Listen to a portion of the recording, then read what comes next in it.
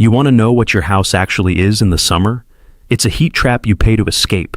Every June, you turn the thermostat down. Every July, the bill comes back higher than last year. Every August, you're running the AC around the clock and still sweating through the night. And somewhere in there, you accept it. You tell yourself, that's just what summer costs now. You adjust your budget. You stop opening the blinds. You start resenting the sun. And the utility company sends you another bill and you pay it, because what else are you going to do? But here's what stopped me cold when I started pulling on this thread. I found documentation of a ventilation and thermal management system that American homeowners were building into their attics in the early 1900s that reduced interior home temperatures by 15 to 20 degrees Fahrenheit without a single moving part, without electricity, and without any ongoing cost after the initial build. Families in the hottest parts of the American South were sleeping comfortably through August nights in homes with no mechanical cooling at all, using a system built from materials they had on hand. And then central air conditioning arrived, and within 2 decades, that knowledge was gone, not disproven, not replaced with something better, just gone, because the people who sold cooling systems needed you to not know about it. Today, I'm going to walk you through exactly what that system was, how it worked, and how you can build a version of it in your own attic this weekend, with $0 if you already own a house. I'll explain the physics of why it works in a way that most people have never heard explained, because the explanation itself is what the industry doesn't want you thinking about. And I'll share a specific detail about how these old-build homes oriented their attic openings that created an effect modern building science has a name for, but almost no contractor will ever tell you to use, because using it means you don't call them back in June. Stick around for that because it sounds almost too simple the first time you hear it. Before I get into the system itself, we need to talk about what replaced it and why, because the replacement was not an upgrade, it was a product. And understanding the difference between those two things is what makes everything else make sense. In the 1920s and 1930s, American homes in the South and Southwest were built around passive thermal management. This wasn't a philosophy, it was an engineering reality. Without mechanical cooling, you either figured out how to move heat out of a building naturally, or you cooked. And for several generations of American builders and homeowners, they figured it out. Deep covered porches blocked direct solar gain on walls and windows. Wide roof overhangs kept the summer sun off the upper walls. High ceilings gave hot air somewhere to rise away from the living space. And attic ventilation systems, specifically designed to move superheated attic air out of the building envelope continuously, kept the thermal load from the roof from ever reaching the living spaces below. These were not folk remedies or regional superstitions. They were responses to real physics that had been observed and refined across generations of building in hot climates. An unventilated attic in direct summer sun can reach 150 to 160 degrees Fahrenheit. That is not an exaggeration. That is a documented temperature that is regularly measured in residential attics across the Sun Belt. That superheated air mass sitting directly above your living space is conducting heat downward through your ceiling at a rate that no insulation you can buy will fully stop, because insulation slows heat transfer. It does not eliminate it. As long as one side of your ceiling is 150 degrees and the other side is 72 degrees, heat is moving through that boundary. Your AC runs to compensate for it. Your bill reflects that compensation every single month. The old system didn't insulate against that heat. It removed it, continuously, passively, for free, using nothing but the movement of air driven by temperature differentials that the sun creates anyway. Here's what was buried, and I want you to understand who buried it. In 1902, Willis Carrier invented the first modern electrical air conditioning system. By the 1920s, movie theaters and department stores were using it as a marketing tool to draw customers. By the 1950s, residential AC was being aggressively marketed to American homeowners as the modern solution to summer heat. The framing was deliberate, passive cooling was old, mechanical cooling was progress. The old building techniques that had managed summer heat for a century were reframed as primitive, as inadequate, as the kind of thing you did before technology solved the problem. What the marketing didn't tell you is that mechanical cooling is not a solution to heat. It is a management of symptoms. The heat still arrives, your roof still absorbs it, your attic still accumulates it, your ceiling still conducts it downward. Mechanical cooling just intercepts it inside the living space and pumps it back outside, continuously, expensively, for as long as the summer lasts. You are not solving the heat problem. You are paying to fight it in real time, every hour of every summer day. For the rest of the time, you own that house. The passive system solved the actual problem. It prevented the heat from entering the living space in the first place by removing it from the attic faster than it could accumulate. No heat accumulation in the attic means no heat load conducted through the ceiling, means no compensating work for the AC, means a dramatically lower bill or no bill at all. The residential HVAC industry generates roughly $30 billion a year in the United States alone. That is $30 billion built on the assumption that you need mechanical equipment to manage summer heat in your home. A properly built, passive attic ventilation system challenges that assumption directly. Not for some houses, for most houses. And the industry that depends on your bill knows it.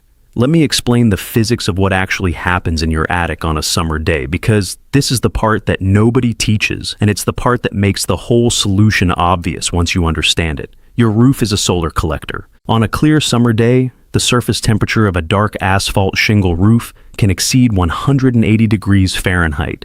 That heat conducts through the roof deck, through the roofing underlayment, and into the attic airspace. At the same time, solar radiation is passing through the roof material and heating the attic surfaces directly. Within a few hours of sunrise on a clear day, a typical unventilated attic is already above 100 degrees. By noon, it can be above 130.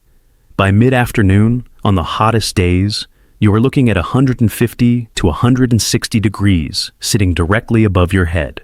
Now, here is what convection does with that heat. And this is the part the building industry understands but doesn't explain clearly to homeowners. Hot air rises.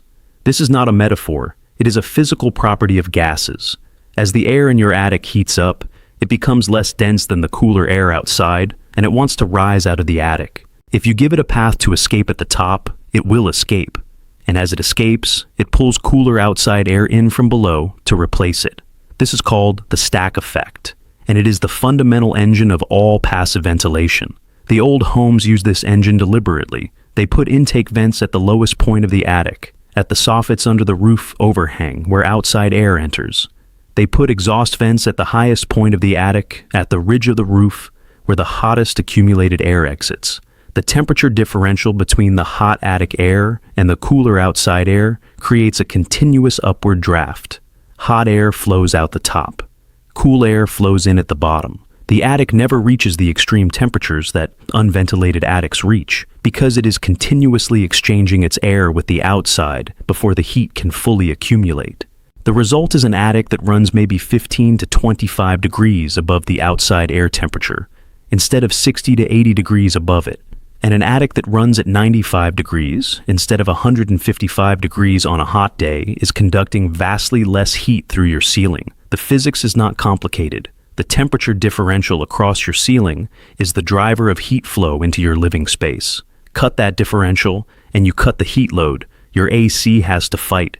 Cut the heat load, and your AC runs less. Run your AC less, and your bill drops. It is a direct causal chain with no steps missing.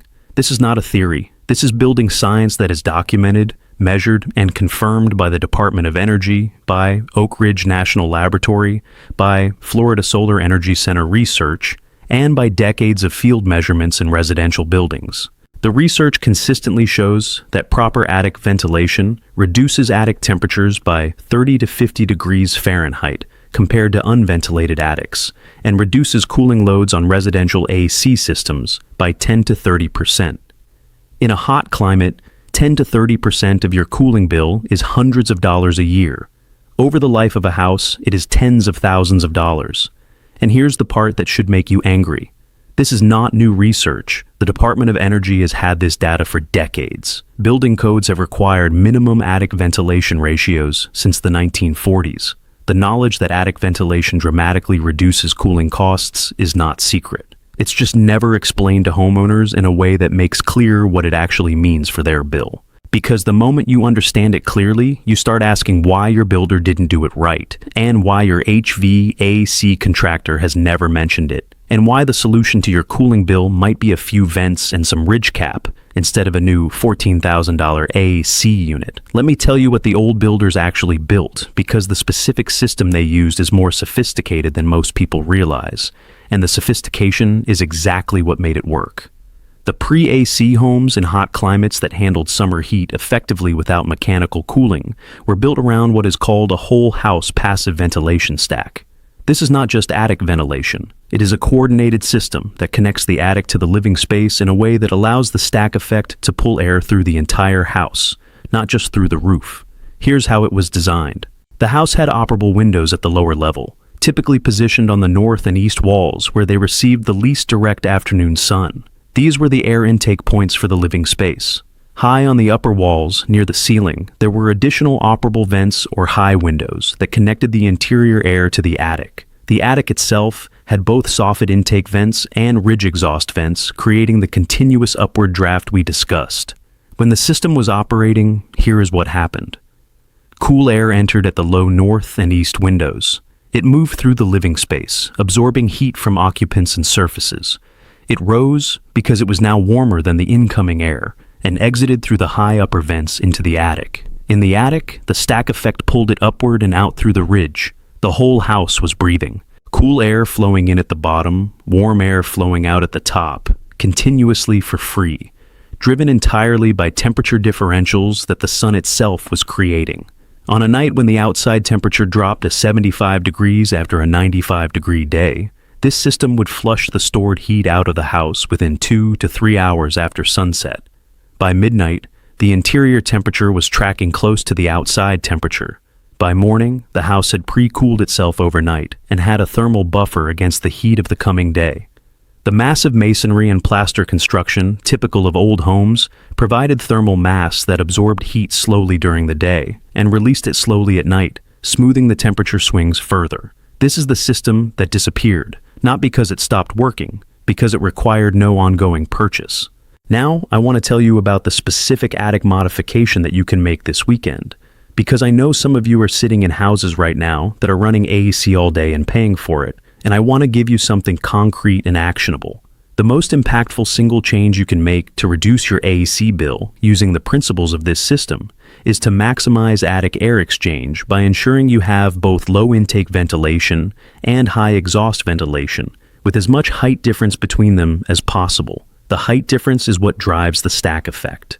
A 6-inch ridge vent at the very peak of the roof and soffit vents at the eaves creates a pressure differential that pulls air through the attic continuously. The greater the vertical distance between the intake and the exhaust, the stronger the draft. Most modern homes have some attic ventilation, but most of it is undersized, partially blocked, or incorrectly configured. Here is what you need to check and what you can fix for free or nearly free. First, go into your attic. Do this in the morning before it heats up. Bring a flashlight.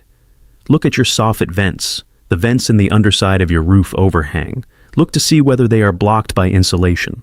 In a very large percentage of American homes, the attic insulation that was blown in or installed has been pushed or has settled to the point where it is covering the soffit vents and blocking airflow. This single problem is responsible for more failed attic ventilation systems than any other cause. It is free to fix. You push the insulation back and install a cardboard or foam baffle that holds it away from the vent opening. These baffles cost about $1 each at any home improvement store, or you can cut them from cardboard at zero cost. Second, check how many soffit vents you have and whether they are actually open. Many older homes have decorative soffit vents that were never cut through to allow airflow, or that have been painted over multiple times until the openings are largely sealed. Each soffit vent should have open mesh through which you can see the underside of the roof deck. If they are sealed or painted over, clearing them is a free repair. Third, look at your ridge. If you have a ridge vent, the long continuous vent that runs along the peak of the roof, check that it is open and not covered by ridge cap shingles that were improperly installed over it. This is more common than it should be. A ridge vent that is partially blocked by shingles is doing a fraction of what it should be doing. Fourth, and this is where the old builder knowledge comes in directly, the exhaust ventilation at the top of your attic needs to be larger than, or at minimum equal to, the intake ventilation at the soffit. Most people and most building inspectors think about this backwards. They add exhaust at the ridge without ensuring sufficient intake at the soffits, and then wonder why the ridge vent doesn't seem to make a difference. A ridge vent can only exhaust air as fast as replacement air is being pulled in at the bottom. Undersized intake chokes the whole system. You need roughly 1 square foot of net-free vent area for every 150 square feet of attic floor space, split evenly between intake at the soffits and exhaust at the ridge. Now, I want to share the specific technique from pre-AC building practice that I referenced at the beginning, the attic opening orientation trick that creates an effect modern building science recognizes but almost no contractor mentions. In the old homes of the American South and Southwest, specifically in the traditional dog trot houses of the Mississippi and Alabama settlements and the hacienda-influenced homes of the Southwest, the attic vents on the windward side of the house, the side facing the prevailing summer wind, were sized differently from the vents on the leeward side. The windward vents were kept smaller, the leeward vents were larger. This seems counterintuitive at first. You'd think you'd want the biggest openings on the side where the wind is blowing to capture the most airflow. But that's not how pressure-driven ventilation works. When wind strikes the windward face of a building, it creates positive pressure on that side. Inside the attic, that positive pressure wants to push air out through any available opening, including back down through your ceiling into your living space if there are gaps. The leeward side of the building, the side away from the prevailing wind, is in a negative pressure zone. The wind passing over the roof creates a Bernoulli effect that actually pulls air out of leeward openings. The old builders sized their vents to use both effects deliberately. Smaller windward vents meant the positive pressure on that side was contributing to intake, but not overwhelming the system. Larger leeward vents meant the negative pressure zone was actively pulling air through the attic at a high rate. The combination of positive pressure push on the windward side and negative pressure pull on the leeward side created an attic ventilation rate that was significantly higher than either stack effect or wind effect alone could achieve. The two effects were working together instead of working against each other. This technique has a name in modern building science. It's called wind-driven cross-ventilation with asymmetric apertures. It is documented in passive building design literature. It is taught in architecture programs. And it is almost never applied in residential construction because applying it means optimizing the passive performance of the building, and an optimized passive building needs less HVAC equipment, and less HVAC equipment means a smaller contract for the mechanical contractor and fewer service calls for the utility company. Here is how you apply this to your existing home. Find out which direction the prevailing summer wind comes from in your area. In most of the continental United States, prevailing summer winds come from the south or southwest. This means the south and southwest faces of your roof are the windward faces in summer. Check the size of your soffit vents on those faces versus your soffit vents on the north and northeast faces. Your leeward sides. If they are the same size, or if your windward side has larger vents, your attic ventilation is not optimized. To apply the old technique, you can partially reduce the effective opening of windward vents by installing internal baffles that direct incoming air upward along the roof deck, rather than allowing it to dump directly into the attic airspace. This doesn't reduce airflow, it directs it. You can also add additional vent area on the leeward side, particularly at the upper leeward gable if your roof has one, to maximize the negative pressure pull effect. A gable vent on the leeward side, at attic peak height, is one of the most effective modifications you can make, and a gable vent opening on a standard home takes a few hours to cut and install using materials from any home improvement store, and costs at most $50 to $100 in lumber and a vent cover. Many older homes already have leeward gable vents that were either screened over at some point, painted shut, or had the area in front of them blocked by stored items in the attic. Clear the opening, ensure the screen mesh is open, and you've restored a passive cooling feature that someone decided wasn't worth maintaining when window AC units became cheap. Let me now talk about the thermal mass component, because the ventilation system alone is half the solution, and the other half is what the old builders used to store coolness overnight and release it during the day. This is the piece that explains how people slept comfortably in unair-conditioned houses through Alabama summers in the 1940s. Modern homes are built light. They use wood framing, fiberglass insulation, drywall, and vinyl or aluminum siding. These materials are fast and cheap to build with, and they have very low thermal mass, meaning they don't store much heat energy. A low thermal mass building heats up fast and cools down fast. On a summer day, the interior temperature of a light frame house tracks the exterior temperature fairly closely, rising during the day and falling at night. Old construction, masonry, brick, plaster over wood lath, thick wood framing use materials with high thermal mass. A high thermal mass wall absorbs heat slowly during the day, buffering the interior from the rapid temperature rise outside. It releases that stored heat slowly after dark. In a climate where summer nights reliably cool down below 80 degrees, which is most of the United States outside of coastal Florida and a few desert areas, high thermal mass combined with good night ventilation creates a natural air conditioning cycle. The building absorbs the day's heat without letting the interior temperature spike. The night ventilation flushes the stored heat out. By morning, the thermal mass is cool again and ready to absorb the next day's heat. You can add thermal mass to a light frame home inexpensively, and it will measurably improve the performance of your passive ventilation system. Interior walls can have tile or brick veneers added to them. Concrete or stone flooring in the main living areas adds significant thermal mass at modest cost. In an extreme heat climate, water containers, which have the highest heat storage capacity per unit volume of any common material, can be positioned in the attic itself. A row of dark-colored water-filled containers against the north side of the attic will absorb heat during the day and release it at night when the ventilation system is flushing cool air through. This sounds unusual, but it is the same principle as the adobe walls of southwestern construction and the thick stone walls of Mediterranean architecture. Mass stores coolness. Mass releases coolness. Your building can be its own battery. Now I want to address something I know is in the back of your mind, because it's the objection I hear most often when I explain this system.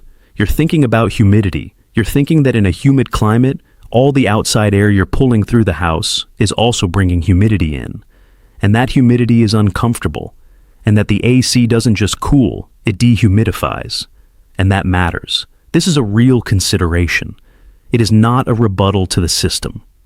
First, attic ventilation works in every climate regardless of humidity, because the goal is to reduce attic temperature, not to cool the living space directly. A cooler attic is conducting less heat through your ceiling in Phoenix and in Houston, both. The reduction in cooling load from proper attic ventilation works everywhere. Second, the whole house passive cooling through open windows works best in climates where humidity drops at night, which is most of the continental United States outside of coastal areas. In the southeast and Gulf Coast, where humidity stays high overnight, the system is less effective for direct space cooling, but still dramatically effective for attic temperature management. Even in Houston, a properly ventilated attic running 30 degrees cooler than an unventilated one is reducing your AC load by a meaningful margin every single day. Third, the old builders in humid climates knew about the humidity problem and solved it through building orientation. Houses in humid climates were oriented to maximize cross-ventilation from whatever direction brought the driest air available. In the Mississippi Delta, prevailing winds from the north and northwest in summer brought air that had passed over land, which is drier than air coming off the Gulf. The dog trot house layout, 2 rooms connected by a covered open breezeway, was specifically designed to capture those north winds and channel them through the living spaces. They were solving for both temperature and humidity simultaneously, using building orientation as the primary tool. Your existing house probably cannot be reoriented, but you can open the windows that face the direction of the driest prevailing winds and close those that face the most humid direction. In most of the humid southeast, that means favoring north and northwest window openings in summer and closing south and southwest windows during the most humid parts of the day, typically midday through late afternoon, and opening everything in the evening and early morning when humidity is at its lowest. This is the knowledge that the thermostat replaced, not the technology of regulating interior temperature, but the observational knowledge of when to open what, which direction the dry wind comes from, what time of day the humidity breaks, how to work with the patterns of your specific climate instead of paying to fight them year-round. I want to give you now a specific sequence of actions you can take this week, ordered from highest impact to lowest, all of them free or nearly free. The highest impact action is to go into your attic and unblock your soffit vents. If your insulation is covering them, install baffles to hold it back. This single action can reduce attic peak temperature by 20 to 30 degrees in a properly designed attic with good ridge ventilation. Do this first. It costs nothing or almost nothing. The second action is to check and, if necessary, clear your ridge vent. Get on the roof safely and look at the ridge cap. If your ridge vent opening is partially blocked by shingles, bridging material, or debris, clearing it dramatically increases attic exhaust. If you don't have a ridge vent, adding one is a weekend project with materials that cost under $200 for a typical home. A continuous ridge vent running the full length of the roof peak is the single most effective exhaust ventilation upgrade you can make. The third action is to check your attic for the windward and leeward vent sizing. If you have gable vents, make sure they are open and unobstructed. If you have the option of adding a gable vent on your leeward side or enlarging an existing one, do it. The leeward negative pressure effect is powerful, and it is free energy that most homes are not capturing.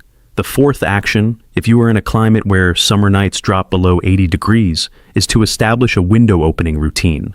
Open windows in the evening when outside temperature drops below inside temperature. Specifically, open windows on the side of the house that faces the prevailing night breeze. Let the house flush its stored heat overnight. Close windows and close blinds before the outside temperature begins to rise in the morning. You are using the cool night air as free cooling storage that your house will slowly release through the heat of the following day. Your AC starts that day working against a house that is already relatively cool, not one that has been accumulating heat since sunrise. The fifth action, which costs money but pays back quickly, is to add a whole house fan if you are in a climate where summer nights regularly cool below 75 degrees. A whole house fan is installed in the attic floor, typically in a hallway ceiling, and it moves a large volume of house air into the attic and out through the attic vents when you run it. It pulls cool outdoor air in through open windows simultaneously. A whole house fan running for 2 to 3 hours in the evening can drop your interior temperature by 10 to 15 degrees and pre-cool the thermal mass of the building for the next day. It uses a fraction of the electricity of central AC. Many households in climates with cool nights run the whole house fan from evening through early morning and run the AC only during the hottest midday hours instead of all day. Bills cut by 40 to 60%. Equipment that pays for itself in 1 to 2 summers. This is not a fringe idea. Whole house fans were standard equipment in American homes before central AC became widespread. They were displaced not because something better replaced them, but because something more profitable did. The HVAC industry does not advertise whole house fans because a whole house fan reduces AC runtime and AC service requirements and AC equipment replacement cycles. A product that makes a different product less necessary does not get promoted by the industry that depends on the more expensive product. Here is the deeper truth that I want you to leave with, because it's about more than your electricity bill, though the electricity bill is real and the savings are real, and you should absolutely make these changes. The knowledge that was lost when passive thermal management was replaced by mechanical cooling was not just technical knowledge about vents and airflow, it was observational knowledge about your specific environment. The old builders and homeowners who used these systems successfully had to know their climate. They had to know which direction the summer wind came from and when it arrived. They had to know when the dew point dropped in the evening. They had to notice when a hot, dry wind was coming from the southwest and close the house differently than they would for a cool north breeze. They were participants in their environment, not customers buying a solution to it. The thermostat replaced all of that. You set a temperature and you pay for it, and you don't need to know anything about the outside world except when to close the windows because the AC is on. The knowledge atrophied because it was no longer needed. The bill arrived every month and it was paid because there was no alternative that didn't involve learning something that the industry had spent 50 years telling you was obsolete. The knowledge is not obsolete. It is as current as the physics of heat transfer, which has not changed. Your roof is still a solar collector. Hot air still rises. Temperature differentials still drive convection. Negative pressure zones still exist on the leeward side of structures and wind. Every single mechanism that made the old passive systems work is still operating on your house right now. The only thing that has changed is whether you are using it or paying to fight it. The $0 device in your attic is not a gadget. It is your attic itself, properly configured to do what it was always capable of doing, moving heat out of your house continuously, passively, for free, using nothing but the energy the sun provides anyway. The industry that benefits from your bill would prefer you never think about it this way. The people who built your grandparents' house understood it so well, they didn't need to think about it at all. You can start this week, one afternoon in your attic with a flashlight and some cardboard baffles, and you will have taken back a piece of knowledge that was buried not because it stopped working, but because somebody else found a way to charge you for the alternative. If this changed how you see what your house is actually capable of, drop it in the comments. Tell me what you found in your attic. Tell me whether your ridge vent was blocked. Tell me what your bill does this summer compared to last. That's the record that matters, not the utility company's projections, not the HVAC contractor's quote. Your house, your bill, your results. That's what Gaia Lost Vault is here for. Hit subscribe, and I'll see you in the next one.